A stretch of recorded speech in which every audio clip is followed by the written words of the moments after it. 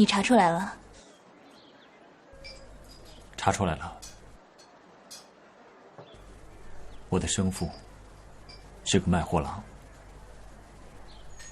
叫段大喜。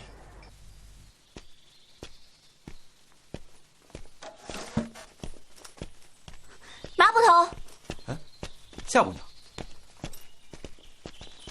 马捕头，请问你看见段师爷了吗？没有啊。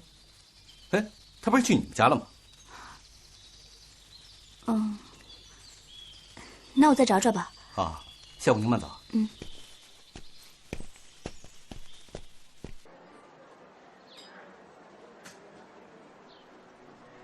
我们两个人都是孤儿，你直到现在才知道自己的亲生父亲，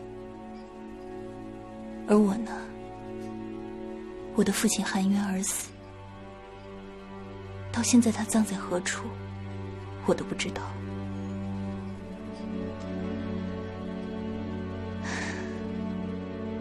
你我真的是同病相怜。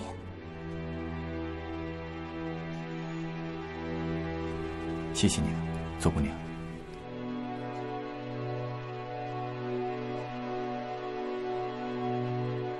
如果令尊知道他的儿子现在这么出息，一定会倍感欣慰的。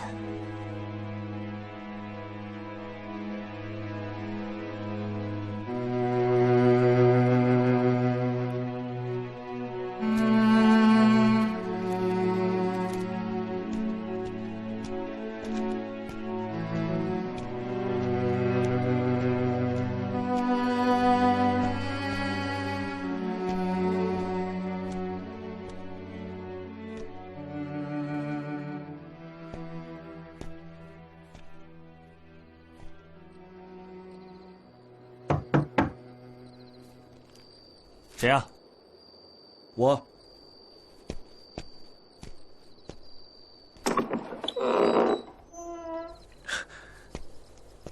还没休息啊？进来吧。哎。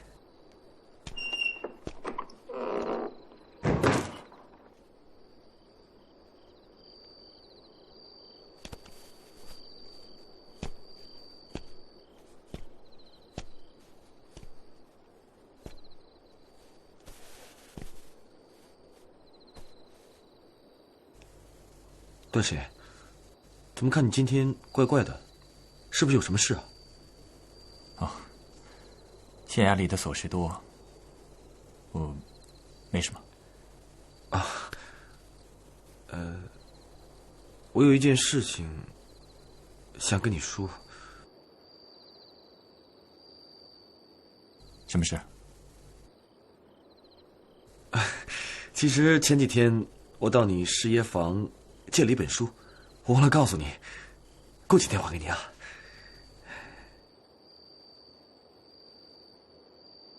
你要说的不是这个。我不知道我该不该说。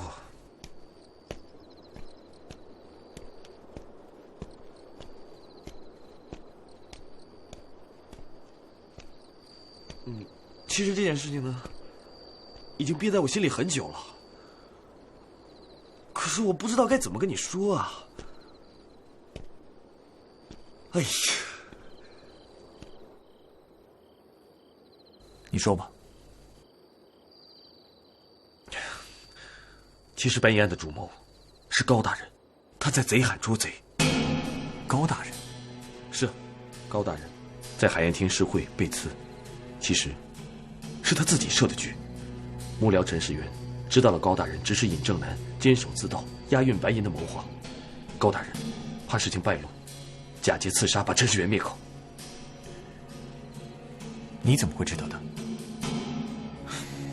这个尹正南是高大人的嫡系下属，一直为高大人马首是瞻。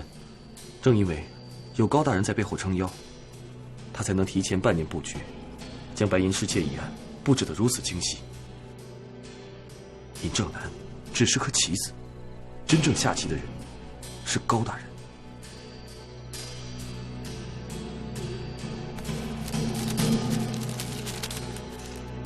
罪证都在这里，你看看。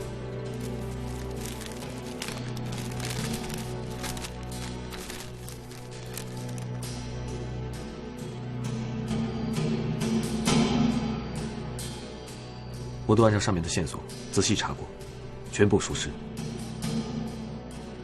这封信谁给你的？我也不知道。前几日我回家中，就发现这封书信放在我的书桌上。我问过辛格，他说他也不知道谁给的。会是谁呢？你说这件事，要不要告诉徐知县？还是暂时不要让他知道，否则他会息事宁人的。明白。我来吧。段师爷，看你最近心神不宁的，有什么事，如果你信得过我，你可以告诉我呀，我嘴巴很严的。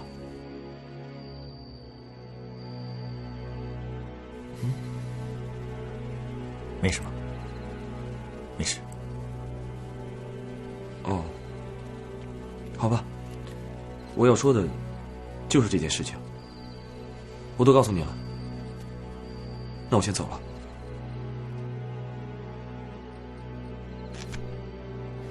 孟天楚，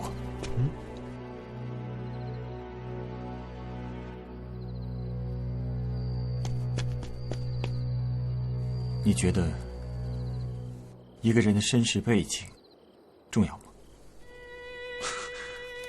怎么突然问这个？我觉得吧，这没什么重要啊。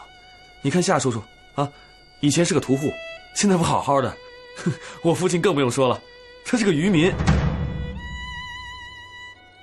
怎么了？没什么。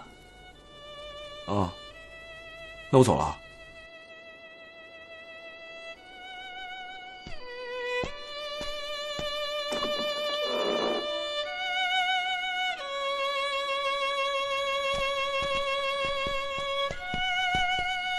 老爷请。小姐回来了吗？回来了。哦，下去吧。是，老爷。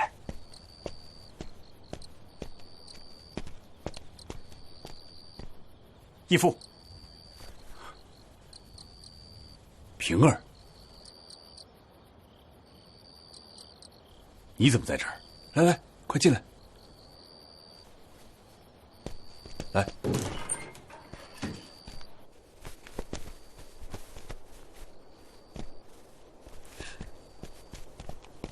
小姐，你去哪儿了？怎么这么晚才回来啊？段郎他是怎么了？他有事情不告诉我，我怎么会知道呢？以前他不是这样的，以前有什么事，他都会来告诉我，不会瞒着我的。小姐，你就别多想了，早点休息吧。义父，你是不是还有什么事情瞒着孩儿？什么事？啊，平儿啊，关于你父亲的事情，我是一字不漏，全都已经告诉给你了。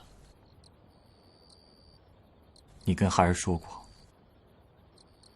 我的父亲是跟一个姓杨的渔民争斗而亡的。对，对啊。那你是不是也跟凤仪说过，夏家欠孟家一条人命？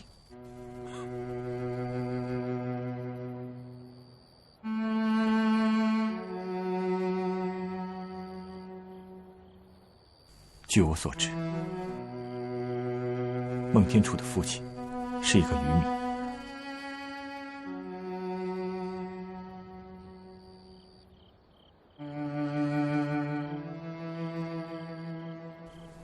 你还要瞒着我吗？我父亲的真正死因，你能告诉我吗？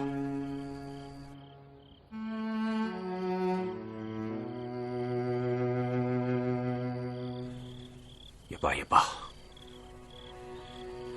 这件事情你本来就应该知道，我也早该明白，无论如何也瞒不过你一生一世。事已至此，我就全都说了吧。平儿啊， 20年前，你的父亲段大喜是与我结拜大哥孟良在争斗中双双丧命的。我记得大喜兄弟当年啊，由外地来到镇海，后来啊，他在孟良大哥的田地边上盖了一处草房。我孟大哥屡次让你爹爹搬走，你爹爹说什么都不答应。两个人为这件事情经常争吵。我呢也去劝过，可也没劝好。唉，自从你娘亲过世之后，你父亲的脾气一直都不好。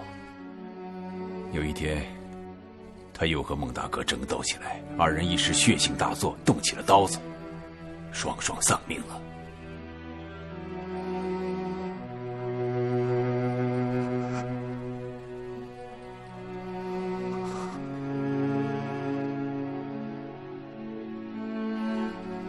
平儿，我对不住你们两家。如果我当初能将他们二人劝和好，也就不会生出这样的事来。我不仅欠孟家一条人命，平儿，我也欠你们段家一条人命啊！我欠你们两家的，一直在还呢。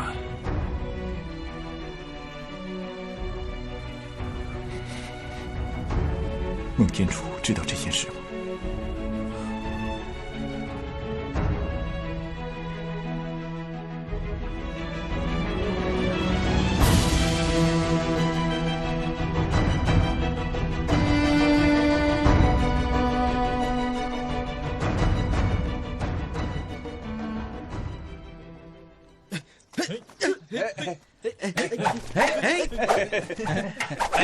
你这不对！歪了！刺啊！注意脚下，步伐，刺，来，知道吗？对了，不错，脚，来，脚步，过来，你错了，来，注意步伐，凑我，再来，你这不对！歪了！刺啊！我前刺！知道吗？对，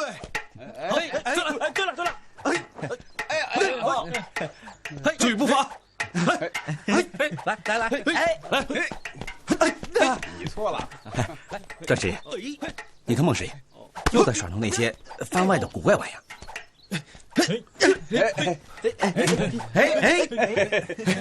段师爷，您来了。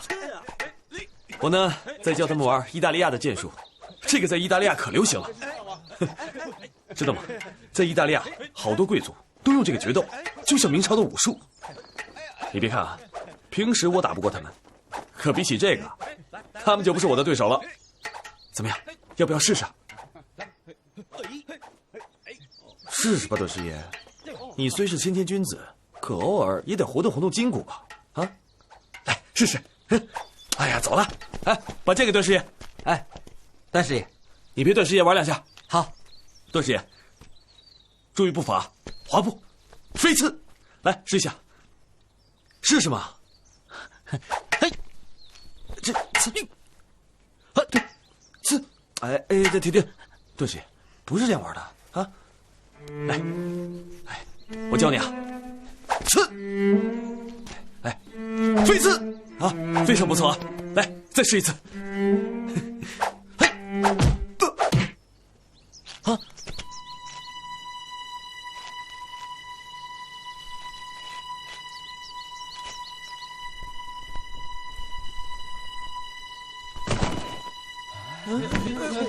怎么了？段师爷，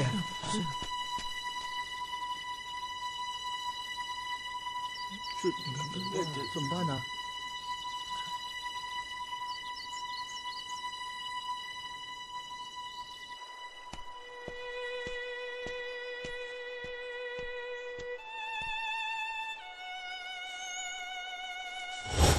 你的父亲段大喜是与我结拜大哥孟良在争斗中双双丧命的。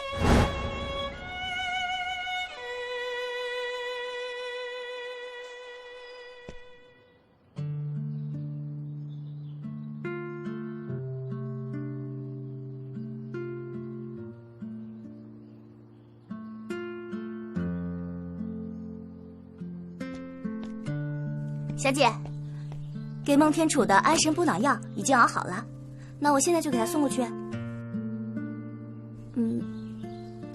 要不还是我送去吧。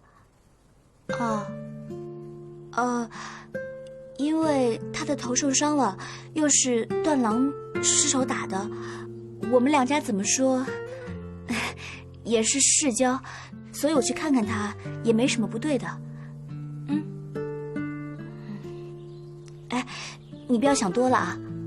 哦，我没多想啊。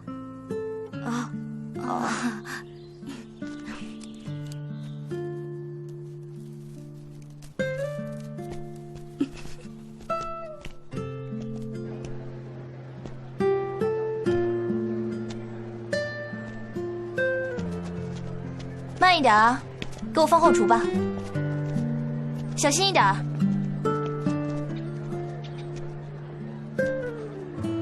段师爷，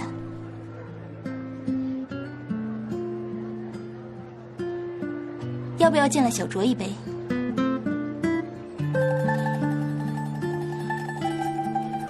请。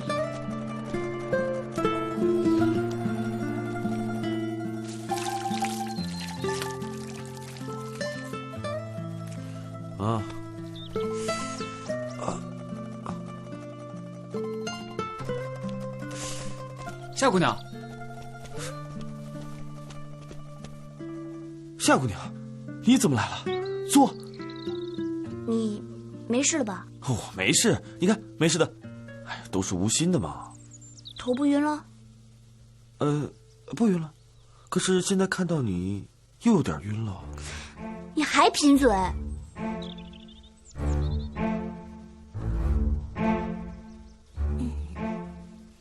对了，夏姑娘，这眼看中秋就快到了，可否陪我一起赏月？我可告诉你啊，我今天来看你，不是为了你，我是为了段郎。我知道，我当然知道了。反正你来看我了，不是吗？我很知足，你来看我了，我就开心了啊！对我而言，这就够了。那我先告辞了，你好好养身体啊。飞燕，我来。啊。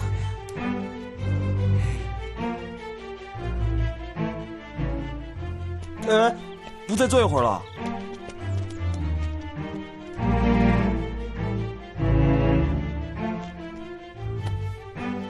看到没有啊？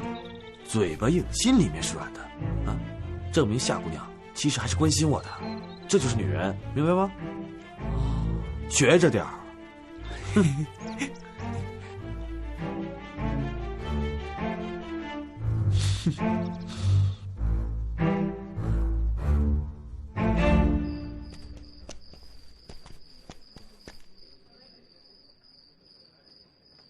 酒后忘性，吐了不少狂言，请左姑娘见谅。哪里？能与段师爷把酒畅谈，真是令小女子受益匪浅。左姑娘，夜已深了，不敢再做打扰，告辞了。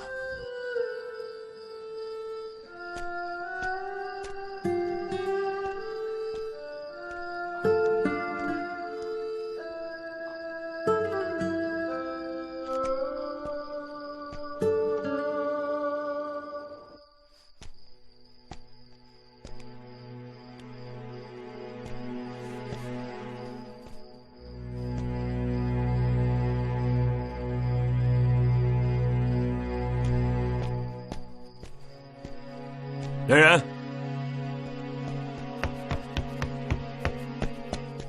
大人，好生准备着，明天上路。是大人。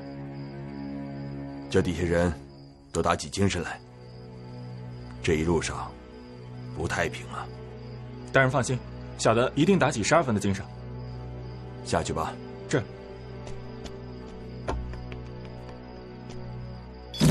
什么人？来人呐！高大人，去看看。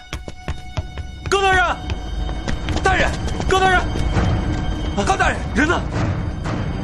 高大人，大人，哎，哪儿去了？好端端的高大人怎么会在驿馆失踪了呢？你们这差事怎么当的？还能在这干什么？还不快去找！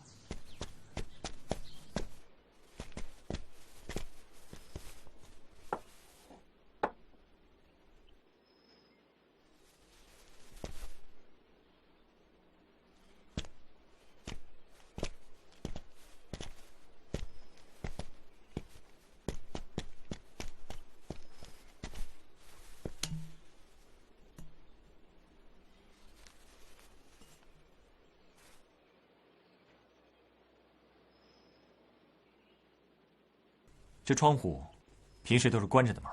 是关着的，而且关的还甚严。好不好开？平日小的都是一拉即开，昨日费了很大的力气才拉开，向外望去却不见任何动静。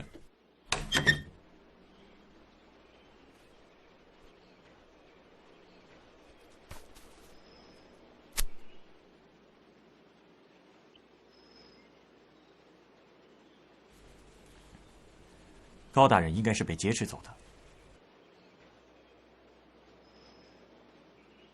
这凶嫌身形不高，但力气过人。高大人便是从这里被带走的。这应该是他身上的布料。窗台上还有拖拽的痕迹。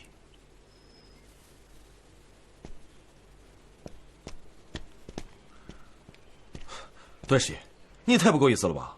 发生这么大的案子，怎么不告诉我呢？你发现了什么？快告诉我！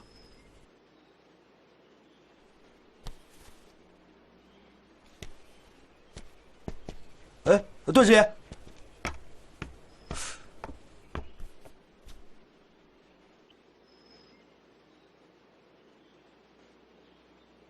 哎，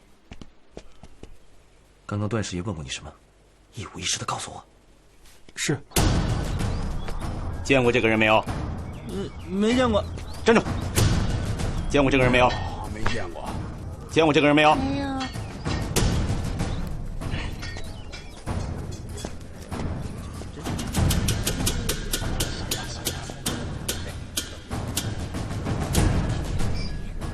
见过这个人没有？没有，没有。好好看看。我看你呢？没见过。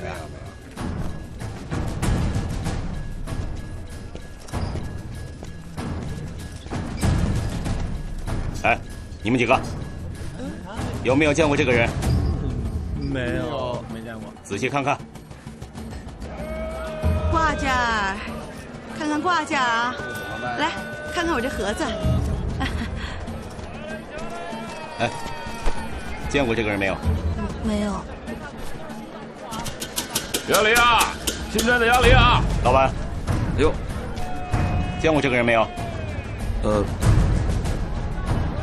没有。好好看看。哎，仔细想想，最近有没有遇到奇怪的事，或者有没有碰到什么可疑的人？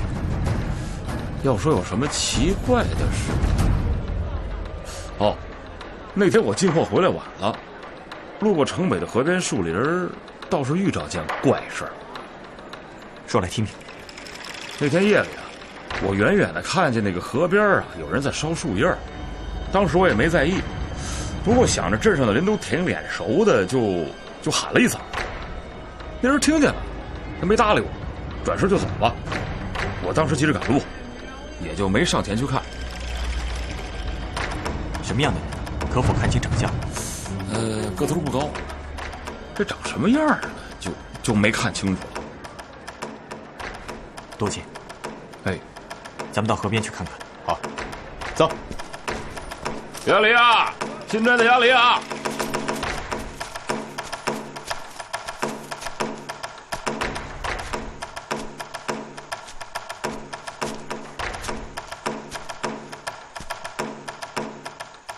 段师爷，段师爷，快来看看！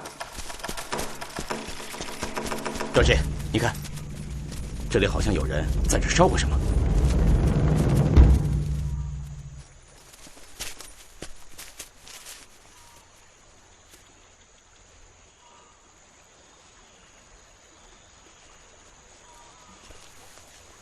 在这里堆上柴，点火再烧一次，再找人取几斗芝麻来。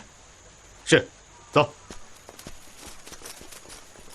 其他人分散找，看看还有没有别的线索。是。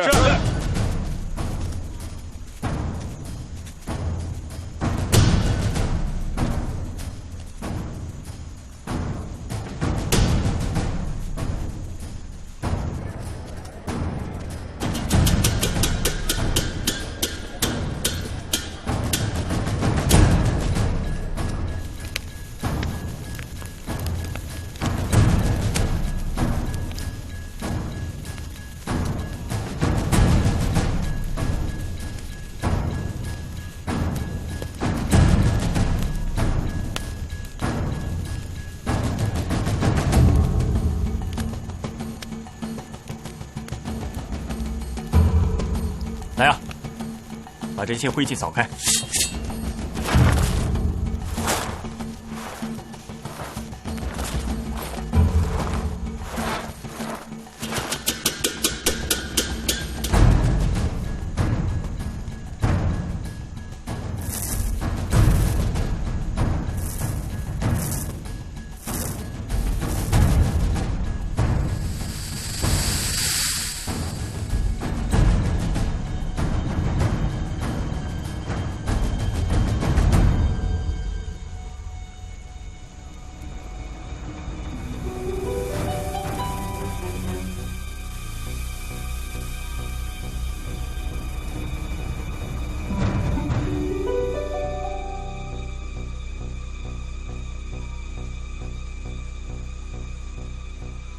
你们看，显现出一个人形。难道有人在此焚尸？妈不懂，这里确实有人焚尸。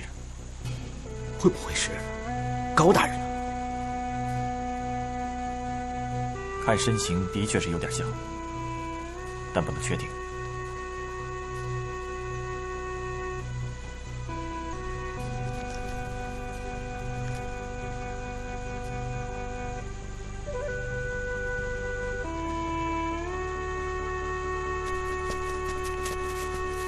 段师爷，段师爷，哎，大人啊，段师爷听说你找到线索了？这里有焚尸灭迹的痕迹，看身形跟高大人相仿，但不敢确定。看不出来到底是不是？孟天楚呢？孟天楚不是最善于验尸的吗？哎，马捕头，你把他找来。大人，那个，快去！是。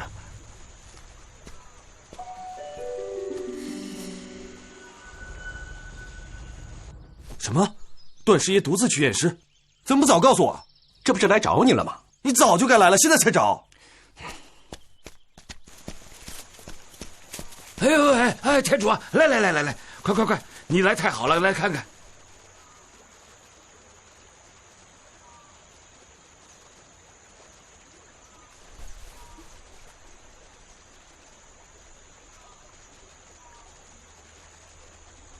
金哥，啊，跟我来。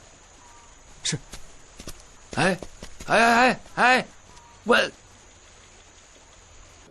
里边请，左姑娘拿酒来。孟师爷，怎么又想喝酒了？是不是遇到什么不开心的事了？哎，别误会，这次啊不一样。于师傅，给孟师爷拿一壶上等的好酒。一壶不够，我要10斤。10斤？嗯，好，于师傅拿10斤酒来。哎，麻烦您了。是不是有什么事情要庆祝啊？要那么多酒？你猜？你不说，我就不问。识相。给你啊。公子要注意身子啊。放心吧。常来啊。走。金哥啊，去打个10斤醋，另外再买张新漆的8仙桌，知道吗？要办酒席吗？是啊，要大办一场。哎，麻布头，放火再烧一遍。是。来人，放火。是。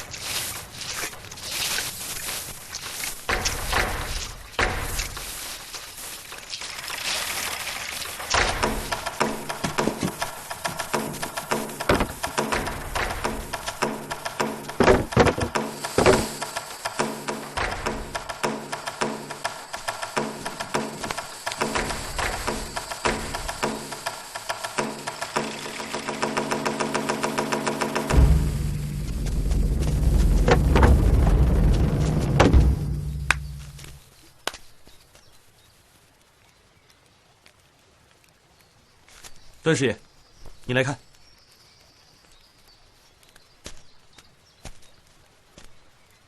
看到没有？致命的刀伤在胸口，可以证明高大人是被砍死后再被焚尸的。我说的对吧？现在尸身还不知道是谁的，一切都有待查清。段师爷，这最近也没有其他的失踪人口，这死者的身形和高大人的身形相似，不是高大人还会是谁呢？办案讲究证据，没查清楚之前，不可以妄下定论。另外，这件案子是我的，那我呢？啊，你想只手遮天啊？那你想怎么样？还是老规矩，我们分开查办，看谁先查到，就算谁赢。就依你。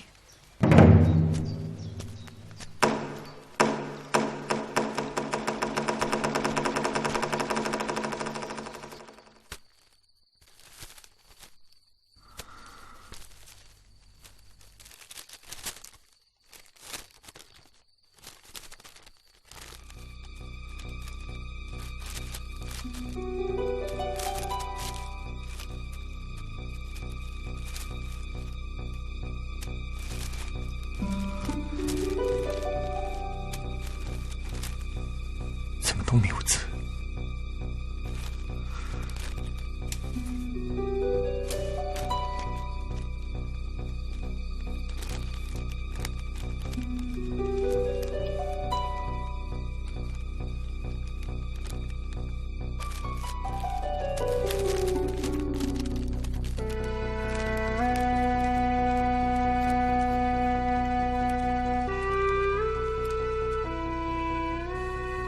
这些都是尹正南帮高繁龙敛财的记录。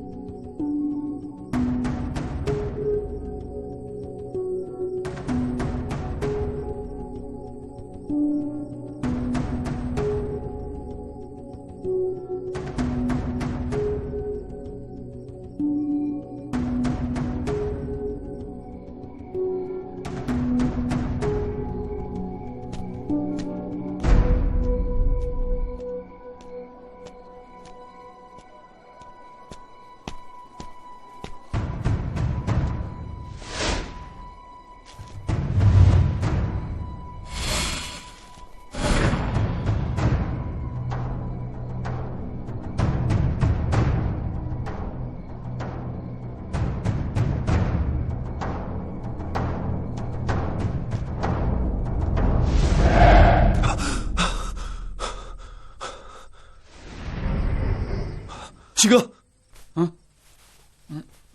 先生，怎么了？到窗外看看，外面有人。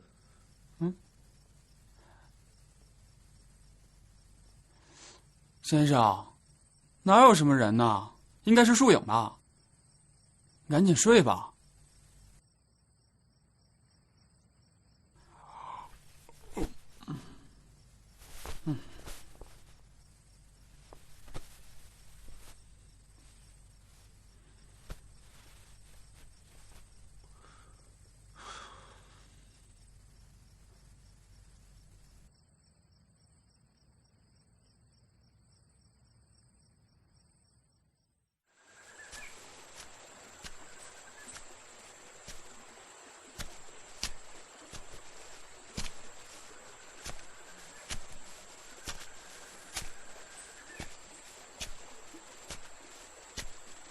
天楚，我们终于见面了。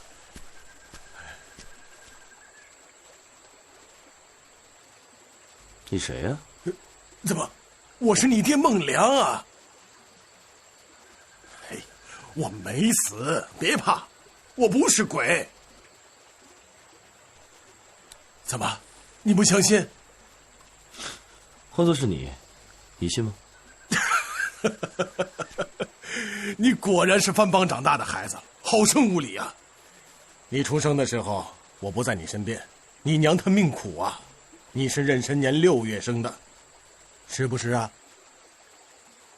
是啊。可是我娘跟我说，我爹已经死了。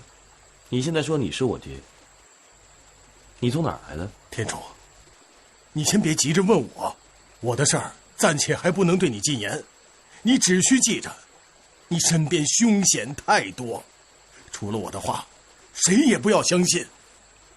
什么凶险啊？什么人？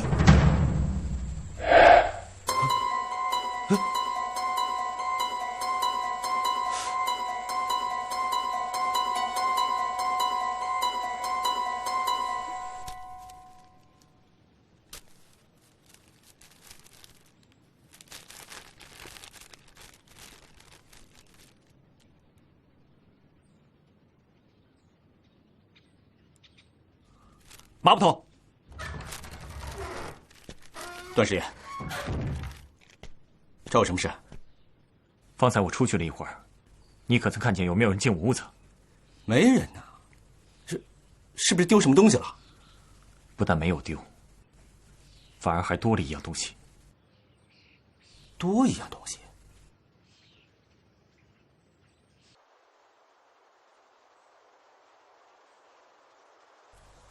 段师爷，这封信谁送来的？我才出去了一下，这封信就放在我桌子上，我也不知道谁送来的。这信上说，尹正南押送的10万两税银回京只交上了1万两，还有9万两被高大人私吞了。我在想，这应该是他们离开镇海县之后所为。根据查证，这尹正南是高大人的旧部下属。这次查阅他们2人之间的书信往来，我发现他们都是用特制的墨书写暗号。信的内容都是尹正南帮高大人敛财的记录。高繁龙，好你个贪官！依属下看，这高大人应该还有本账簿，里面应该记载着他历来收受贿银的数目。只不过这次在高大人的遗物当中，并没有找到账簿。段师爷，账簿还在其次，最重要的是9万两税银，无论如何得找到他。那9万两税银不是小数目，高大人肯定不能随身带在身边，应该是藏在了什么地方。我问过高大人的亲随，他住在驿馆的这段日子里面，有几天说身体不适，连屋子都不出，旁人也不较劲，每日饮食都放在门口，由他自己来取。照你这么说，这驿馆里是大有文章了。我也这么认为。但是大人，你应该知道，这官府的驿馆是不能随便搜查的，所以特来请示大人。段师爷，你只管带人去查，本县为你出具公文。多谢大人。都给我听好了，给我仔细的查，不要放过每一个角落。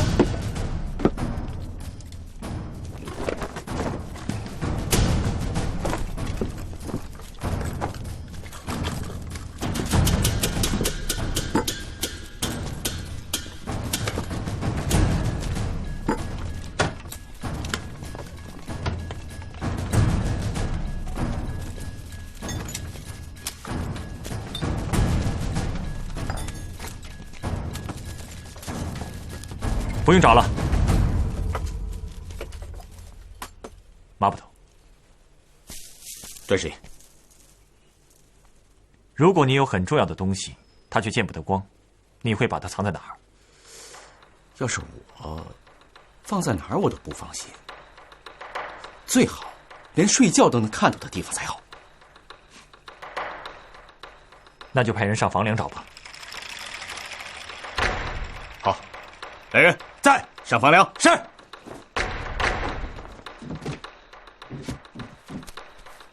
哎，马捕头，